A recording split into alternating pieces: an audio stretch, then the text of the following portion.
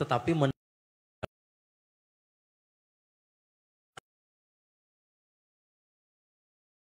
Assalamualaikum.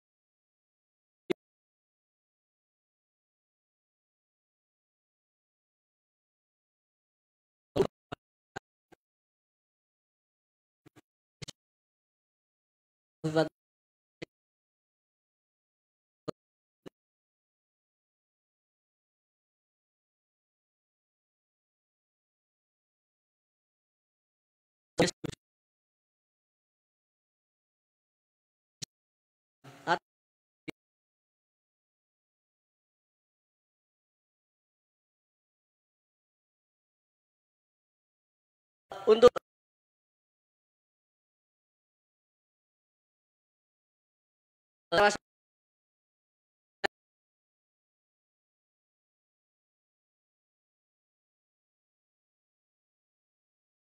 itu sih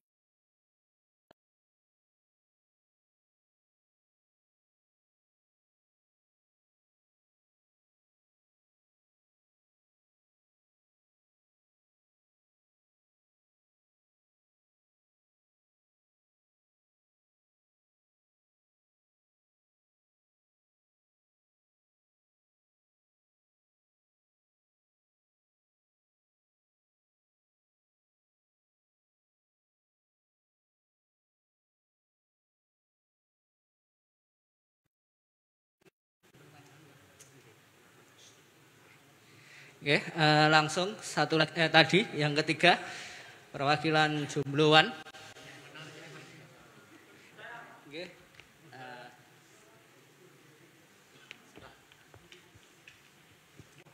Ya, assalamualaikum warahmatullahi wabarakatuh. Yang terhormat Gus Dovir niki badhe napa? Saya mau bertanya,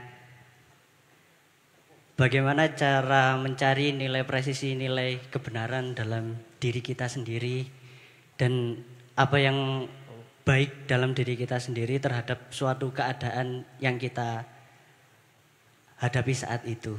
Terima kasih, Gus. Terima kasih. Terus. Terima kasih, monggo. Selanjutnya yang keempat.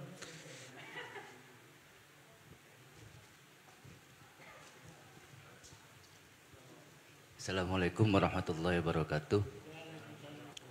Perkenalkan, nama saya Wahid Sulaiman dari Besuki Situbondo. Kalau di PW masuk di Departemen Kajian dan Pemikiran Keislaman. Tapi alhamdulillah masih belum mampu mengkaji dan memikirkan. Dari beberapa buku Gus Dur yang saya baca, di situ ada 9 humanisme Gus Dur. Salah satunya yaitu ada ketauhidan, kemanusiaan, keadilan, kesetaraan, pembebasan, kesederhanaan, persaudaraan, kesatria, dan terakhir itu adalah kearifan lokal. Kalau disambungkan pada kondisi bangsa Indonesia saat ini, dari 9 konsep humanisme yang digagas oleh Gus Dur, ini kok hilang gitu. Seringkali warga negara Indonesia saat ini itu cenderung sumbu pendek dalam menghadapi problematika kebangsaan. Persaudaraannya sudah hilang, terus kemudian kemanusiaannya juga sudah luntur, apalagi kearifan lokal. Apalagi hari ini itu banyak generasi-generasi penerus suka dengan kebudayaan luar negeri. Entah itu Eropa ataupun ke Arab-Araban, meskipun dirinya itu belum Arab. Pertanyaan saya ini sederhana aja. Diakui ataupun tidak bahwa kita itu akan menjadi penompang hari esok. Itu. Apalagi di Ansor ini, menjadi garda terdepan nanti untuk menjadi generasi emasnya NU masa depan itu. Sebagaimana topik pada diskusi malam hari ini, pertanyaan saya adalah bagaimana cara kita untuk memulai membumikan humanisme Gus Dur saat ini. Mengingat bangsa Indonesia hari ini itu warganya kehilangan arah terkait dengan masalah memuliakan manusia, menjunjung tinggi ciptaan Tuhan, ini sudah luntur ini. Mohon izin Gus Dovir penjelasannya. Akhiran wallahu muwaffiq ila aqwamit thoriq. Wassalamualaikum warahmatullahi wabarakatuh. Oke, terima kasih, monggo.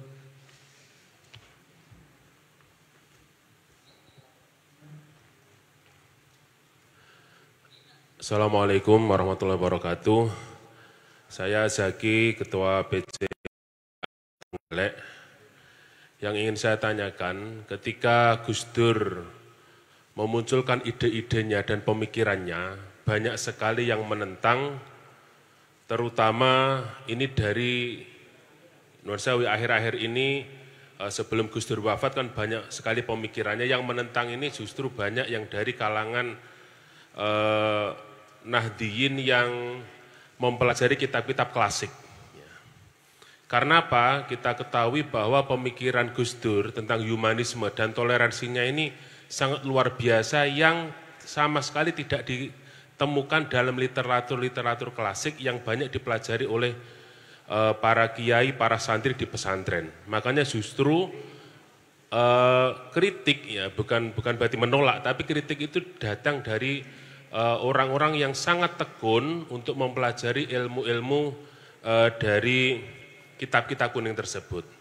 Jadi bisa saya simpulkan atau mungkin saya minta pendapat dari panjenengan, apakah Gus Dur ini bisa dikatakan sebagai mujtahid baru di dalam hal toleransi beragama yang di situ menjunjung tinggi humanisme yang dalam tanda kutip melanggar batas-batas dan norma-norma yang selama ini hanya kita ketahui dari kitab-kitab klasik, kitab-kitab kuning yang mungkin secara bisa dikatakan secara sosiohistoris pun kan memang ini dikarang oleh para ulama ratusan tahun yang lalu. Jadi apakah kewaliannya Gus Dur ini kemudian bisa sampai taraf seperti itu atau bagaimana? Mohon pencerahannya agar ke depan pemikiran Gus Dur ini selain bisa diterima secara humanisme, tapi secara mungkin makositus syar'i secara fikih pun juga ada dasar hukum untuk dipelajari lebih jauh. Terima kasih Gus.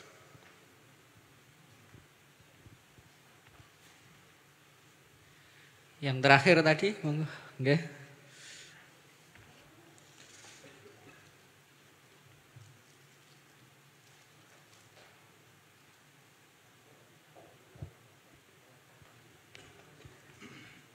Assalamualaikum warahmatullahi wabarakatuh. Saya Samsul dari PW MDS Jalur Ansor. Kegalauan dalam hati saya ketika cermati dari awal sampai akhir, terutama menurut arti dari bingkai keragaman bangsa yang dimaksudkan dari membumikan humanisme Gus Dur ini, yang ya sedikit banyak saya galau karena apa? Kita sering mengartikulasikan dan meretorikkan bahwasannya bingkai keragaman bangsa ini dengan Bhinneka Tunggal Ika. Tapi maksud daripada humanisme yang dari Gus Dur sendiri itu yang bisa kita bumikan bersama itu apakah sesuai dengan apa yang kita reduksi selama ini? Apakah hanya jargon? Soalnya sekarang itu kan lagi musim antara judul sama isi kan tidak sama. Kadang-kadang bingkai sama sarungnya juga enggak sama. Ya, mohon pencerahan dari Gus Dovir, ngapunten. Allahumma fiqil aqwam thodik. Wassalamualaikum warahmatullahi wabarakatuh.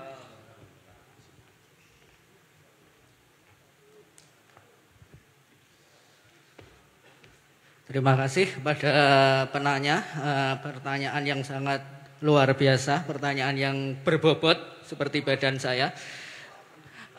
Yang pertama dari sahabat Gus Haris, ini bagaimana apabila seorang mengakui budaya seutuhnya tapi menolak agama. Terus yang kedua dari Sidoarjo tadi, bagaimana pernyataan Ibu Gubernur tadi tentang Gus Dur lebih senang disebut Bapak Kemanusiaan daripada Bapak Pluralisme. Terus bagaimana pluralisme menurut atau perspektif Gus Dur tersebut. Itu 2B. Yang ketiga, ini dari Mas Jomblo tadi, saya kira mencari jodoh ternyata mencari presesi kebenaran. Nah, untuk keadaan hari ini bagaimana itu Gus? Ya, sekalian mencari jodoh ya. Yang keempat dari sahabat Gus Sulaiman dari Besuki, dari pengurus PW Ansor Jatim. Bagaimana cara memulai humanisme Gus Dur ini di era hari ini? Yang kelima dari sahabat Yaki, PC GP Ansor Trenggalek. Apakah Gus Dur ini merupakan mujtahid baru dalam hal toleransi? Mungkin itu. Terus yang keenam dari sahabat Samsul dari Majelis Rijalul Ansor Jatim. Itu bagaimana membumikan humanisme Gus Dur dalam bingkai keragaman bangsa di era hari ini. Mungkin itu Gus Dovir, langsung mawon kepada beliau untuk memberikan pencerahan dari pertanyaan-pertanyaan yang ada.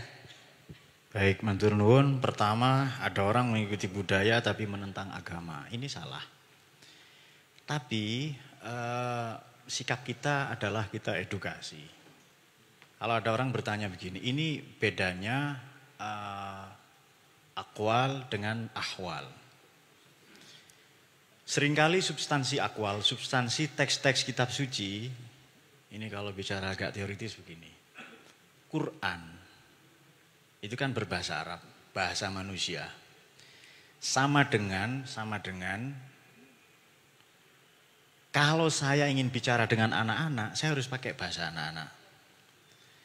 Kalau saya ingin ngasih makan kucing, itu saya harus pakai bahasa kucing itu. Entah kucing Eropa, kucing Indonesia itu sama dengan pus gitu kan ya. Tapi kucingnya jomblo ini tetap saja dengan pus itu. Artinya apa? Khotibun nas biqadri unqulihim. Ayo ajak manusia itu berdialog dengan sesuai dengan standar atau kapasitas pemikiran mereka, latar belakang pengetahuan mereka, kecerdasan mereka. Kalau bicara dengan petani, ini kan pandangan Gus Dur dalam buku Pribumisasi Islam, ya kan? Tahun 84, sebelum orang rame-rame sekarang Islam Nusantara, ya kan? Cara mengujinya begini, budaya itu. Hal tuwafiq bis syariah, cocok enggak dengan syariat itu? Wa hal tukhalif anis syariah, bertentangan atau enggak dengan syariat? Kalau enggak bertentangan, fahiyas syari'atu bi'ainiha. Iya sudah jadi syariat itu. Pancasila itu syar'i. Meskipun enggak ada qala ta'ala atau qala nabi atau apalah itu.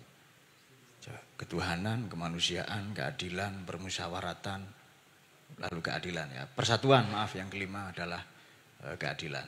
Keadilan tok karena poligami itu ya. Ini sudah syar'i, sudah agama sekali. Oleh karena itu kalau menentang agama dengan berbudaya, kalau dalam konteks agama-agama misalnya pandangan Karen Armstrong ya ada misalnya agnotisme atau ateis. Sudah tidak penting agama itu, pokoknya saya baik sama orang. Ya tetap salah. Karena agama ini kendaraan untuk menuju Tuhan. Kalau Anda mampu silahkan berjalan sendiri menuju Tuhan itu. Tapi kalau tidak bisa ikut saja moda transportasi umum, lebih gampang itu. Naik bis, kereta api, bisa terbang, kapal laut. Hanya saja kalau Anda ikut kereta api, jangan mengkafirkan yang naik bis. Kalau Anda naik pesawat terbang, jangan membid'ah-syirikan yang naik kapal laut. Itu kan sekarang ada tren kan ya, kereta api mazhabnya itu. Lalu mengkafirkan yang naik bis itu misalnya. Dan bagi saya mustahil. Din ini kan terambil dal, ya, nun. Coba buka kamus Quran. Maqais fil lughah, basairu dzabit tamyiz, fihris fi juzuri kalimatul Quran. Kalau buka kamus-kamus itu ya, mufradat al-fadhul Quran, kalau buka kamus-kamus Quran tadi yang saya sebutkan, kata yang terbentuk dari dal, ya, nun maknanya relasi antara yang superior dengan yang inferior. Antara yang tinggi dengan yang rendah. Din, pembalasan, maliki yaumiddin. Itu relasi antara yang membalas Allah dengan yang dibalas makhluk. Relasi antara dia yang disembah dan makhluk yang menyembah. Kalau harokatnya diganti, dayin itu kan dari kata dal ya nun juga. Itu juga relasi. Dari yang ngutangin ke yang diutangin. Sama itu. Hanya saja kalau tidak kuat bayar, semoga yang diutangin lupa. Gitu ya. Kok tidak ada yang amin ya? Nah, jadi bagaimana? Itu kan salah. Ya sikap kita edukasi. Semoga dengan dia baik moralnya, pekertinya kepada sama manusia, nanti lama-lama dia mau menerima agama. Tapi caranya yang baik, kemasannya. Dan agama itu tidak bisa dipaksakan. Kan tidak boleh ada teror kan, teror intimidasi atas nama agama. La ikraha fiddin kan. Tidak boleh ada teror intimidasi itu. Dan Islam ini agama yang selain menjunjung tinggi pengetahuan, menjunjung tinggi dialog. Ada 2 orang Kristen, Najron dari Yaman, mau masuk Islam, datang ke Nabi. Kata Nabi, jangan, pikir-pikir dulu. Ada orang mau masuk Islam, oleh Nabi tanda kutip ya, dilarang. Jangan, monggo pikir-pikir dulu. Inna au iyyakum la'ala hudan au fi dhalalim mubin. Mungkin agama Anda yang benar, mungkin saya yang salah. Atau mungkin sebaliknya. Ini kan adabul bahsi wal munazarah. Ini etika dalam berdiskusi. Beda pendapat, enggak apa-apa, beda pendapatan saja boleh kok. Jadi supaya ia diterima dengan logis. Makanya Islam ini selain ad-dinu yusrun, ad-dinun nasyah, ad-dinu aklun. Agama ini rasio. Faladina liman la aklalahu. Orang yang tidak mendaya gunakan mekanisme intelektualitasnya, dia dianggap tidak beragama. Sholat, zakat, puasa, haji, tapi tidak berakal. Tidak diterima itu. Nikah juga, tapi tidak berakal. Nah itu dia. Tapi tidak cukup pakai akal ya, pakai selain akal juga nikah itu. Makna pluralisme, sikap kita mendidik ya, mengedukasi. Bil hikmah wal mau'izati hasanah. Makna pluralisme. Dalam beragama, pandangan manusia kepada jomblo tadi terbelah menjadi 3. Ada yang inklusif, terbuka, ada yang eksklusif, tertutup, ada yang pluralis. Memandang semua agama tidak benar, tapi berkemungkinan benar. Berkemungkinan benar. Sebab, jangan dikira, ini kan semua menuju Allah itu. Siapa yang tahu? Tidak ada yang tahu selain Allah itu. Maka penting bagi kita sebelum belajar Tuhan, ketuhanan, mendaki-mendaki yang sundul langit ya, yang aneh-aneh, yang istilahnya dia sendiri tidak paham dan orang lain tidak ngerti. Pokoknya istilah yang sulit itu. Sebelum belajar itu semua, tidak ada salahnya kita belajar kemanusiaan. Kalau nanti kita membela agama, kita tidak lupa kita manusia. Kafir, syirik, bid'ah, itu kan ada golongan tertentu, jargonnya 4T. Takfiri, gampang mengkafir-kafirkan. Tabdi'i, gampang membid'ah-bid'ahkan. Tasyriki, mensyirik-syirikan. Dan taskik, menanamkan syak, propaganda, keraguan, skeptis itu. Golongan tertentu tidak usah saya sebut, jenengan tahu semua. Nah itu golongan-golongan yang seperti itu, misalnya, gampang mengumbar apa. Kita tidak. Makanya Abdullah bin Al-Mubarak mengingatkan begini. Wal alim, ini pernyataan Ibnu Khaldun juga. Kullama ittasa'a ilmuhu wa fikruhu. Orang pinter itu kalau pemikirannya, ilmunya, cakrawala pemikirannya, wawasannya luas. Ittasa'a sudruhu. Dia semakin lapang dada. Wa qalla inkaruhu 'alan nas. Dia tidak gampang ingkar atau mengkafirkan sesamanya. Jadi pluralisme itu apa? Memandang, bukan menyamakan. Memandang semua agama itu berkemungkinan benar. Saya tidak tahu. Ini pernyataan Inayat Khan. Ad-dinu wahid wa syari'atu mukhtalifah. Agama itu satu, syariatnya aja beda-beda itu. Apa Kristen salah semua? Belum tentu. Dulu sebelum itu kan tidak tahu kita kan. Sebelum ada tahrif, kita tidak tahu itu. Apa Hindu Buddha itu betul salah? Kita kan tidak tahu itu. Dulu pra Muhammad bagaimana? Ya kan? Sebelum datang Nabi terakhir itu. Kita kan tidak tahu juga.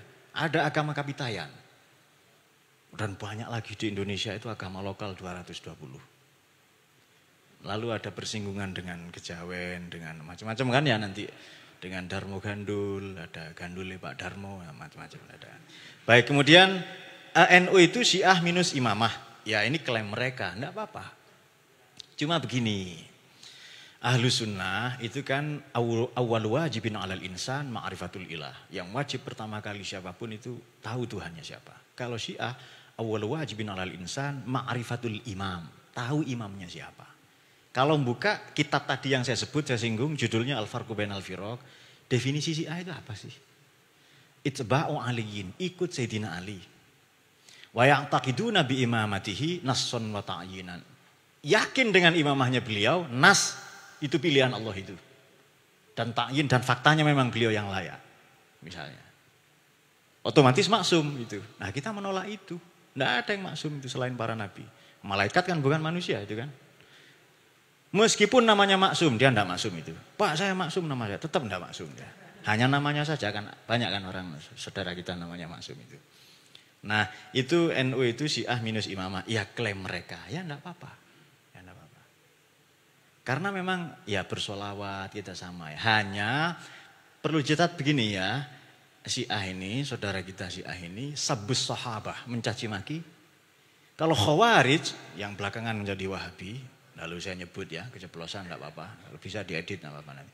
Itu sabbu ahlil bait, mencaci maki ahlul bait. Kita tidak. Ikramus sahabah, ikramu ahlil bait. Ya kan? Wa ala alihi wa sahbihi. Bahkan ditambah wa dzurriyyatihi wa ahli baitihi ajma'in dan gitu kan. Jadi kita ikramus sahabah, ikramu ahlul bait. Enggak pilih-pilih, semua sahabat itu kita muliakan semua, radhiyallahu anhum. Kita fatihai semua itu. Enggak pilih-pilih, kalau Syiah kan pilih-pilih. Ya begitu pula Wahaboy lah. Nah, saya miringkan sedikit Wahaboy itu.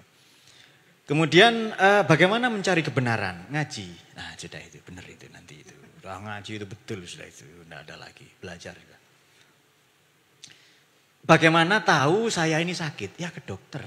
Kalau jam tangan Anda rusak, ke tukang servis jam. Jangan ke tukang las atau ke pandai besi. Jam tangannya jadi pisau nanti itu. Ngaji ke guru yang betul, yang punya genealogi ilmu, sanad ilmu. Juga termasuk kejiwaan Anda, mungkin jiwanya terganggu tadi ya atau apa karena lama enggak. Katanya begini, di manusia ini ada 362 persendian, tapi yang paling sedih itu sendirian. Nah itu. Mungkin itu kalau penyakit itu yang Anda maksud, ya saya enggak tahu. Nanti datang ke dokter yang betul itu yang, ya itu ya. Katanya, ada enggak Pak yang lebih serem daripada jalan di tengah hutan sendirian malam-malam, malam Jumat Kliwon? Ada. Apa itu? Jatuh cinta sendirian itu. Itu apa beda keyakinan ya, jenengan yakin seneng pacarnya enggak itu. Saran saya ngaji, itu jawaban paling simpel. Sudah ngaji ke kiai yang betul itu, ke tokoh agama, ke guru yang betul. Kemudian yang keempat, cenderung menjadi sumbu pendek dalam kebangsaan. Bagaimana memulai humanisme? Baik, sekarang ini era disrupsi dalam beragama. Revolusi yang keempat ini kan IoT, Internet of Things, termasuk disruption. Era IoT ini kan revolusi keempat. Revolusi pertama itu mekanik, mesin, mechanical. Man to machine. M manusia diganti mesin. Muscle diganti money, otot diganti uang. Revolusi kedua abad 19 coraknya electrical, listrik, kahrobai yang senang bahasa Arab. Revolusi ketiga itu globalisasi, ditandai dengan internet. Ditandai dengan komputer, computerized, semua berbasis komputer. Informasi itu sudah global, ulama itu. Dan revolusi yang keempat ini, sebelum yang kelima ya, revolusi yang keempat ini menyatukan itu semua dalam internet. Mesin, listrik, komputer ada di internet semua, IoT itu. Era ini disebut disruption. Kalau dulu jenengan mau punya perusahaan taksi misalnya, transportasi, Anda harus punya pool, punya kendaraan 1000 armada, supirnya 1000, karyawannya banyak. Sekarang enggak, cukup pakai ini saja. Ini era disruption. Bahkan borderless, tidak ada batas negara. Tidak ada jarak geografis, jarak tanah itu, yang ada justru menganga merentang jarak antropologis, jarak kemanusiaan. Ya, dekat, tapi kalau ketemu makan, enggak usah reuni lah, makan 2 atau 3 orang, langsung pakai ilmu padi, nunduk semua, lihat HP-nya itu kan, ilmunya padi itu nunduk semua. Bertapa semua, para pertapa di sosmed ya, apa yang binatang hidup di 2 tempat itu? Amfibi hidup di 2 dunia. Dunia maya dan dunia nyata, tapi lebih sering di dunia. Ketahuilah sosmed itu telah berpura-pura kepadamu, maka kau tidak perlu jujur kepadanya. Nah, agama dalam era disrupsi apa? Lalu orang kenal kepada, mohon maaf, ya ustadz yang sering misuh-misuh, ya ustadz yang dipenjara, kan banyak kan itu. Itu era disrupsi dalam beragama. Nah, bagaimana memulainya? Bagaimana memulai humanisme? Ibda bin nafas, mulai dari diri kita sendiri. Memuliakan, jenengan punya istri, muliakan istri Anda. Itu Anda seorang humanis itu. Bahwa istri saya, suami saya adalah ayat. Ya kan? Amin ayatihi kan ayatnya gitu kan ya? Betul kan? Itu kan ayat yang jenengan tunggu-tunggu itu. Apa idza zulzilatil ardu zilzalaha apa? Yang bumi digoncang apa itu? Nah, tapi di kasur ya. Karena saya pernah dapat undangan gini. Dan di antara tanda-tanda apa ayatnya Allah itu macam-macam, sakinah, mawaddah, warahmah, macam-macam, terus ternyata salah ayat, salah nulis. Quran surat Az-Zalzalah. Padahal yang benar kan Ar-Rum 21 kan itu. Ya, tapi saya pikir-pikir, oh nanti zalzalahnya di kasur ini pas malam pertama. Betul juga lah ternyata kalau ditafsir. Nah baik, jadi bagaimana memulainya? Ibda bin nafas, mulai dari diri sendiri. Istri kita, suami kita itu ayat. Kalau kita sadar itu ayat, tidak akan kita remehkan, kita campakkan, ada KDRT macam-macam. Anak kemudian, lingkungan. Ibda bil asghar, mulai dari yang kecil-kecil, ya nyapu. Supaya orang apa, tidak kesandung atau apa, memuliakan orang yang mau ke tempat ibadahnya. Dan yang tidak kalah penting, ibda bil an, mulai dari sekarang. Itu cara mulainya. Mulai dari diri sendiri, dari yang kecil-kecil, mulai sekarang. Kemudian yang menolak Gus Dur yang kelima justru dari kalangan NU sendiri. Apakah Gus Dur mujtahid baru? Jadi begini, coba kitab itu sama ya, teks itu sama. Tapi cara membacanya beda, ini ahwal namanya. Saya kasih contoh begini. Kita semua sudah ngaji yang pernah mondok, Qurratul Uyun, ya kan? Itu dulu saya membayangkan, pun tidak ada paket VCD-nya ini kan, ada dulu ngaji kitab dia. Uqudul Lujain, ya kan? Fi huquqiz zaujain kan gitu kan ya. Wah itu dengan tahu semua. Mungkin ada aplikasinya juga kan itu. Nah, ya pokoknya kitab-kitab seperti itulah yang kitab-kitab panduan malam pertama, panduan seperti itu. Oke. Sexual intercourse. Nah, itu angel sekali ya, jima lah sudah itu. Ya, pokoknya Anda paham itu. Di buku itu banyak dikutip hadis-hadis termasuk yang disampaikan oleh Imam Nawawi ya, Syekh Nawawi Banten Allah yarham itu. Kalau saya boleh perintahkan manusia sujud pada sesama manusia, saya perintahkan istri sujud pada suami. Seolah-olah paternalistik banget itu. Berpihak ke suami tok itu. Istri tidak boleh keluar dari rumahnya selangkah pun. Kemana-mana perempuan harus diantar mahram. Jangan muhrim loh ya, jangan muhrim itu. Muhrim itu orang tidak ngaji. Muhrim itu orang yang ihram. Mahram yang betul itu. Ya sudah kadung salah mereka tidak apa-apa, tapi kita perbaiki di kalangan kita dulu. Kemudian kalau suami mengajak istrinya untuk sexual intercourse, bersenggama misalnya, bahkan di atas pelana kuda dan meja makan, dan istrinya menolak, lalu suaminya jengkel sampai pagi, dia dilaknat oleh malaikat yang ada di Baitul Ma'mur di langit. Ya kan? Kan ada hadis-hadis gitu itu. Kenapa tidak ditangkap substansinya? Substansinya kan tidak boleh mencederai, menyakiti pasangan. Nah itu tangkap saja itu. Bagaimana kalau istri ternyata? Istri syahwatnya besar, suaminya letoy misalnya itu. Atau penggelembosi apa ngantuan itu. Itu kan berarti menyakiti istrinya. Wah itu harus datang itu minum jamu ya, anti kendor atau apa. Kemudian di kitab itu juga, di Uqudul Lujain dan ada begini. Ini saya hubungan dengan Gus Dur itu mujtahid. Perempuan kemana-mana diantar mahram. Tapi alumni pondok datang sowan ke kiai, "Yai saya mau kerja di Taiwan. Mau menjadi nakerwan, tenaga kerja wanita. Mau menjadi buruh migran." Sowan kiai dan diizinkan. Kok enggak berangkat sama mahramnya? Ke Taiwan, ke Hong Kong, ke Korea sana. Kenapa? Kenapa perempuan yang sudah ngaji di pondok justru keluar pakai celana? Justru naik motor nyetir mobil sendiri, kenapa? Berarti makna mahram itu bergeser. Mahram itu bukan orang, makanya bukan muhrim istilahnya mahram. Bukan manusia itu. Tujuannya apa? Kan 3, salah satunya lil amni. Aman enggak perempuan naik motor itu? Enggak diantar mahramnya. Atau berangkat ke Taiwan, aman enggak itu? Kalau aman mahram itu berarti sistem, regulasi, undang-undang. Nah kalau kita bisa menangkap seperti ini, Anda sudah Gus Dur lah 2% atau 3%. Kok enggak ada yang amin ya? Oh berarti kalau naik motor aman, ya selesai berarti itu, apalagi itu.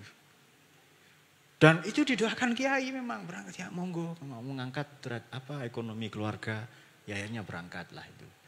Nah ada juga begini, orang sibuk jihad teriak-teriak takbir di mana-mana misalnya kan ya. Allahu Akbar itu kalau ketemu kalian kan langsung dijawab Sami Allahu liman hamidah ya kan. Ada dulu di pondok itu teman kecepetan sholat itu ngimamin tarawih Allahu Akbar Sami Allahu Akbar itu kecepetan itu. Itu sudah gimana gerakannya ya Sami Allahu Akbar langsung ke bawah itu. Jadi itidalnya setengah langsung sujud itu. Karena kecepatan itu ya. Allahu Akbar Sami Allahu Akbar. Ada orang-orang seperti itu. Jihad misalnya. Apa betul harus menggorok kepala orang, membunuh yang berbeda? Ini kan berarti ngaji lagi kita itu. Coba kita ambil saja, misalnya kitab yang biasa di pondok, Fathul Mu'in, syarahnya yang Anatul Thalibin ya, saya sendiri melabari, pengarang Fathul Mu'in itu. Kalau pengarang siapa yang Anatul Thalibin ini leluhurnya pendiri pondok Sitogiri ya.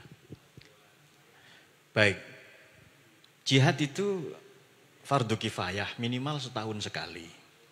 Kalau jenengan mampu, iqamatu hujajin diniyatin, ya Anda berhujah, membela agama itu dengan ngarang kitab kalau mampu itu. Kalau enggak bisa ambil langkah yang lain, it'am, ngasih makan, iskan, ngasih tempat tinggal, ini juga jihad. Ujratut tamrid, ngasih biaya kesehatan terutama di masa pandemi ini ya.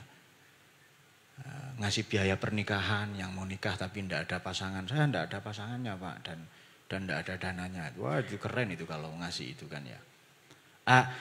Hal-hal seperti ini jarang disampaikan. Makanya kalau merujuk itu ke Quran ya, jihad itu kan 41 kali di Quran.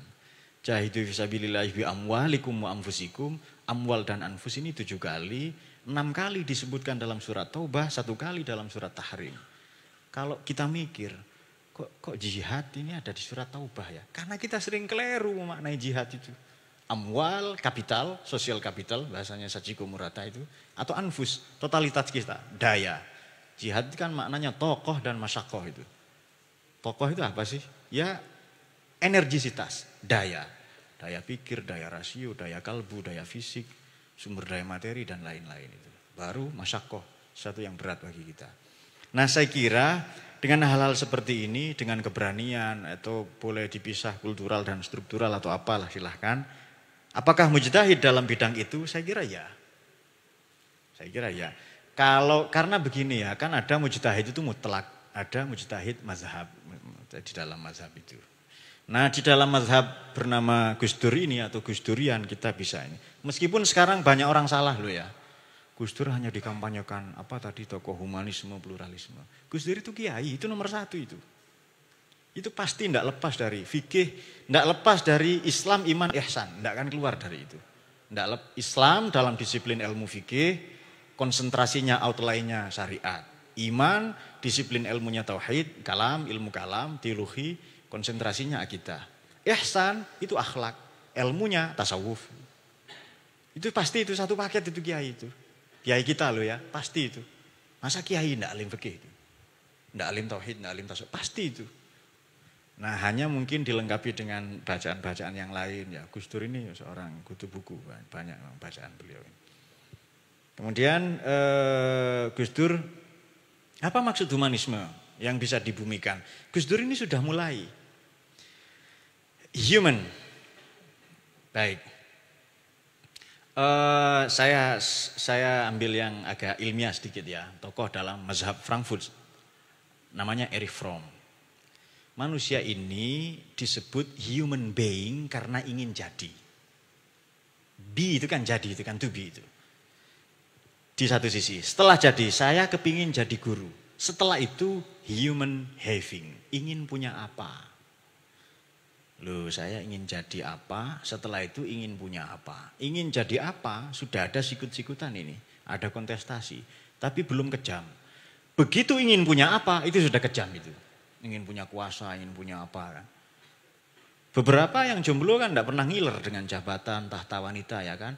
Ngilernya kapan? Kalau tidurnya miring. Gimana itu? Betul enggak? Nah, bahkan ngiler di tempat yang lain katanya itu. Di sarung-sarung. Dan sebagainya. Namanya juga peradaban sarung ya. Sarung itu sarang burung katanya. Burung kesayangan mertua nanti, amin ya. Anaknya mertua. Lu NU, Ansor, Banser itu. Agama saja dibela, dijaga ya kan. Apalagi cuma anaknya mertua kan. Kan sepele sekali itu. Wah itu amin itu ya. Tangannya jangan ke sarung. Baik, Gus Dur sudah mulai ini. Kita tinggal teruskan saja. Dibumikan maknanya apa sih? Tadi kan manusia itu to be, to have. Ingin jadi apa, ingin punya apa. Saya ingin jadi guru, sudah tercapai. Lalu ingin punya apa? Ini guru tetangga saya punya mobil semua, kok saya belum punya. Guru itu loh, guru baru 2 tahun, istrinya 3. Nah ya kan, terus begitu itu. Itu to be, belum seberapa, sudah ada kontestasi. Tapi to have, ingin punya apa, wah ini sudah mulai ada. Nah ada kontestasi, terutama dalam politik nanti itu. Itu lebih kejam lagi itu. Nah humanisme ini kita mulai dengan memuliakan diri kita, sudah itu. Begini saja, seandainya agama negara tidak ada, andai-andai ya seandainya ini. Agama negara tidak ada. Ada kambing tergeletak di situ. Apa kita curi? Ada perempuan, apa kita perkosa? Tidak akan kita lakukan. Itu merendahkan harkat martabat kita sendiri. Tidak, seandainya loh ya. Kita pakai nurani saja, pakai akal sehat itu. Common sense. Ada barang punya saya. Tidak akan kita curi itu. Karena bertentangan dengan harkat martabat kita sebagai manusia. Hanya ada orang yang tidak tahu jalannya, Allah turunkan agama. Allah berikan akal kepadanya. Coba jenengan pikir-pikir itu ada perempuan tergeletak di situ misalnya. Yang tangannya sering kesarung gitu ya kan. Tidak akan kita lakukan itu. Karena merendahkan kemanusiaan kita. Nah sekarang ini banyak orang tidak peduli itu. Banyak orang merendahkan kemanusiaannya. Kepingin dihormati, loh saya ini sarjana. Sarungan jasan kemana-mana. Tidak ada hormat ke saya guru ngaji kok. Saya haji 3 kali, kok cuma disebut ha. Seharusnya kan hahaha ya kan 3 kali itu. Kok tidak ada hormat ke saya. Nah itu menuntut orang bersikap lebih kepadanya padahal dia sendiri tidak memuliakan orang lain. Ini ajaran semua agama. Kalau mau dimuliakan ya muliakan. Tidak disebut beriman seseorang sebelum dia mencintai saudaranya, mau yuhibbuli nafsi ya kan, sebagaimana ia mencintai dirinya sendiri. Nah itu dia. Mungkin demikian dari ke-6 pertanyaan. Oh ditutup, baik. Apa yang kita diskusikan malam ini hanya nguri-nguri, kita meneruskan. Kita ingin memancar tularkan seluas-luasnya, sebanyak-banyaknya keteladanan Gus Dur ya. Dalam bingkai kebangsaan. Bangsa itu apa sih?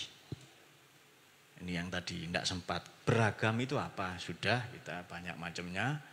Humanis tadi sudah, membumikan maknanya supaya tersebar sebanyak mungkin. Supaya down to earth ya, supaya membumi. Ya. Bangsa, ini belum ini tadi. Singkat saja. Bangsa ini dulu Bung Karno mengambil buku dari seorang filosof Prancis namanya Ernest Renan. Kalau dengan susah bacanya. Ernest Renan. Bukunya tentang nasionalisme. Beliau menyatakan begini, nasionalisme itu apa sih? Kebangsaan itu apa? Adalah la désir de vivre ensemble dalam bahasa Prancis itu. Desire for life together. Hasrat untuk hidup bersama, itu bangsa. Beberapa di antara kita kan bangsawan. Bangsane tangi awan itu. Kesiangan tok itu mbak bangunnya itu. Bangsa, ya itu. Jadi hasrat hidup bersama, senasib sepenanggungan karena kita pernah dijajah. Sudah itu bangsa itu. Orang Medan ya, memang suku Medan, suku Bugis apa, silahkan. Tapi kita bangsa Indonesia. Silahkan agamanya apa, tapi kita bangsa Indonesia. Nah Gus Dur itu ingin merekat ini. Makanya lebih banyak beliau keliling-keliling dunia itu ya, keliling dunia 24 kali, jadi presiden 22 bulan. Jadi ada yang sebulan 2 kali itu. Hanya untuk merekat itu ya. Hanya supaya Indonesia ini rukun, damai, tentram, tidak ada pertumpahan darah. Kepinginnya itu saja itu. Agama silahkan. Itu pilihan itu. Bahkan mohon maaf, menurut saya kita menjadi Indonesia ini wajib. Menjadi umat beragama dan mazhab tertentu itu pilihan. Ini pendapat saya ya. Kita jadi Indonesia tidak ada pilihan, wajib kita itu. Milih mazhab, milih agama tertentu itu mubah, monggo pilihan. Kita bebas memilih tadi, tapi tidak pernah bebas dari akibat yang ditimbulkan oleh pilihan kita. Kita tidak bisa itu, bebas. Bebas milih tapi tidak bisa bebas dari akibat yang ditimbulkan oleh pilihan kita. Nah yang terakhir adalah diskusi malam ini, mari kita posisikan Gus Dur ini sebagai ulama. Sebelum tokoh-tokoh yang lain. Jadi kalau mau paham Gus Dur, mau meneruskan, ya ngaji itu tidak ada lagi itu. Ngaji itu harus jadi lifestyle, gaya hidup kita itu. Jadi imma yutubian atau kutubian itu. Kutub atau YouTube itu terserah, pokoknya ngaji itu. Virtualian atau apa langsung ya, siaran langsung misalnya. Itu pokoknya ngaji itu. Nah, itu dia. Dengan demikian baru kita nanti melangkah ke yang lain-lain. Tidak mungkin kita teladani semua ya, tokoh hebat tadi itu, tidak mungkin. Kita ambil satu saja. Jangan lupa beliau itu kiai itu. Banyak orang bahwa orang lain mengenal beliau apa itu terserah itu, tapi bagi kita itu kiai. Bagi kita ulama, satu paket ulama itu ya. Di Quran itu 3 istilahnya, ada ulama memang orang yang alim, berpengetahuan, ada rabbaniyin. Rabbaniyin ini yatrunal kitab wa bima kuntum tadrusun, dia membaca kitab, pasti ngaji kiai itu. Kalau alim dari alama itu ain lam mim maknanya terang, pasti itu. Kemudian satu lagi ahlul dzikr, dia konsultan. Nah, itu satu paket itu. Baru nanti ke yang lain-lain, Gus Dur sebagai filosof, sebagai presiden, sebagai tokoh apa, itu nanti dulu itu. Juri Dewan Kesenian nanti, tapi nomor 1 Gus Dur sebagai kiai ini kita. Nah, kita teruskan langkah-langkahnya, perjuangannya kita teladani. Dan beliau ini pecinta ilmu, pasti ngaji. Saya kira demikian, matur nuwun Mas moderator semua, sederek-sederek di PWGP Ansor Jawa Timur ini, semua yang hadir mohon maaf kalau ada yang kurang berkenan yang saya sampaikan. Sekali lagi semoga Gus Dur, muassisin Nahdlatul Ulama, semua kiai kita, guru kita semua, orang tua, mbah-mbah kita yang mendahului, asallahu yataqabbal hasanatihim wa yatajawaz an sayyiatihim wa aq'adahum fi maq'adi sidqin inda malikil muqtadir fi jannatin naim. Wallahul muwaffiq ila aqwamit thoriq.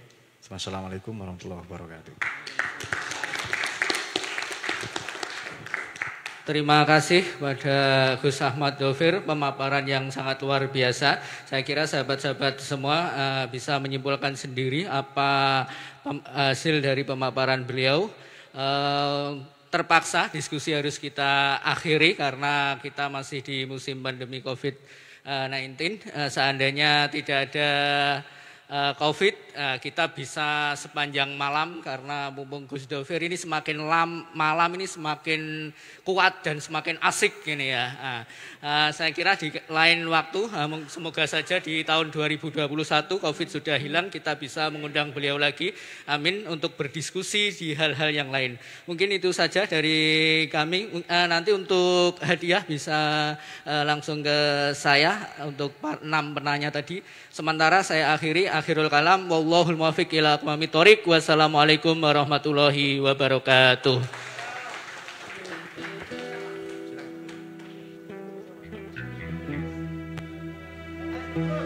Saya kembalikan kepada peranata acara.